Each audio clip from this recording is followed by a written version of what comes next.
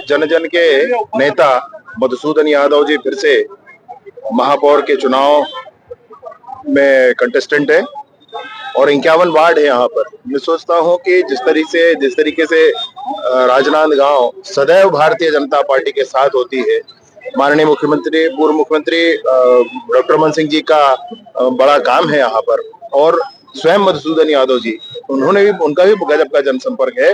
प्रचंड मतों के साथ वो स्वयं जीतेंगे और मैं सोचता हूं कि 51 वार्डों में भी भारतीय जनता पार्टी के पार्षद प्रचंड मतों से जीतने वाले।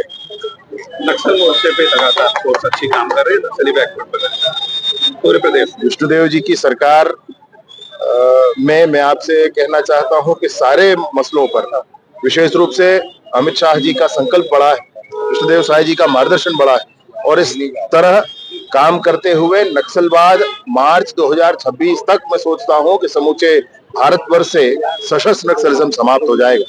इसके अतिरिक्त विकासात्मक कार्यों के लिए कहेंगे तो विष्णुदेव जी की सरकार ने 1 साल में ही इतने काम किए हैं जितने की पुरानी कांग्रेस की सरकार ने 5 वर्षों में नहीं किए।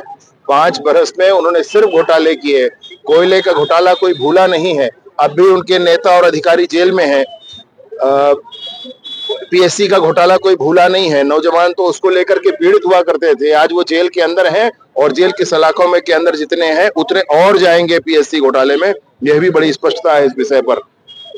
चाहे वो लिकर स्कैम आप कहें, उसमें भी लोग उनके जेल के अंदर हैं। तो ये सब कुछ किया हुआ है भाई। उनका विकास कार्यों में कभी ध्यान नहीं दिया, जनसेवा में कभी ध्यान नहीं दिया।